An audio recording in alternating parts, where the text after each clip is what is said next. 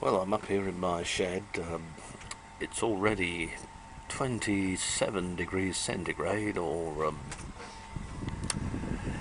84 Fahrenheit. In other words, it's bloody hot, or it is for down here. I've got a pair of very old ITT speakers, probably from around 1970. Certainly not much later than the mid-70s, I should think. They look rather much like the ones on my kitchen windowsill, which are made of wood. And those took a 5x8 speaker with an enclosed magnet, and what I did with those was to take out the papery stuff they put over the speaker apertures, which made it sound horrible, and the bass vent at the top, which didn't seem to do anything. And I put a 5x8 long throw in where the speaker should be, and then a tweeter where the vent was, and suitably lagged with insulation foam, and well, completely transformed the sound.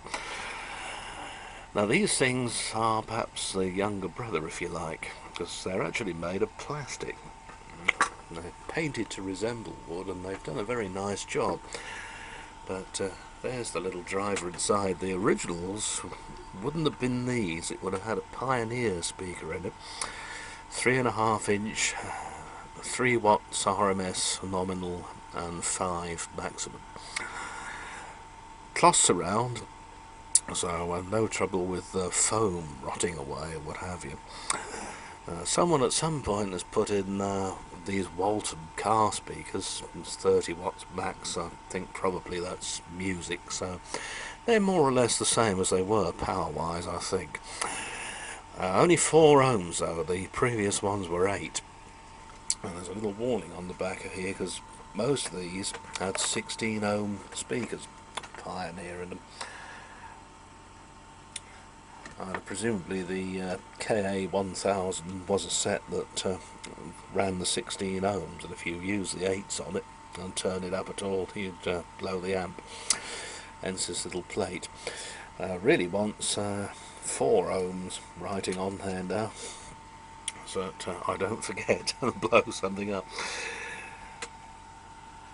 It's the little thoughtful things they do that give this thing's age away. The back screws onto these reinforcing pillars, if you like, inside the casing, which is made of really heavy resin. I forget the cheap and nasty plastic they use now. But I don't know if you can see the other pillar beside it. This is not normally used, and what they've done, I think, is if you ever strip the thread while putting the back on for some reason, you can just turn this round 180 degrees and then use this one instead of that one all the way round. So yeah, that's quite nice. They used to make some nice stuff, ITT. I know Triangman over in Kent has a music centre by them, and swears by it because they were really rather nice and nice equipment. What I've had to do with this today is put another plug on. It's one of the old 2-pin DIN plugs. I remember those things. Just gave up the ghost, so found another one, and away we go again for a few more years, hopefully. They look sort of Art Deco to me with all these parallel lines, these things.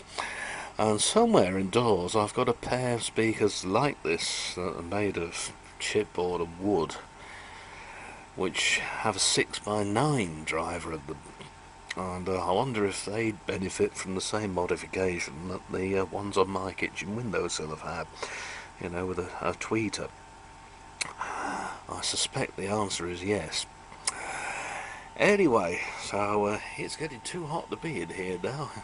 Temperature seems to be going up all the time. We're expecting thunder later, so should get a nice downpour. Good news is new neighbours have moved in above, thank God. You hardly hear them. Fantastic. And they're going to be doing the roof and sorting out my chimney, which packed up last winter, leaving me with next to no heating. So things are looking up, shall I say. As for the trip to Georgia, God almighty, I got this form the other day for the passport. Jesus H. Christ. It was way over my head, so it looks as if that might be going down the pan. It's a shame. I was quite looking forward to that, but I suppose really, people on limited means don't do long haul flights, do they? Anyway, bye for now.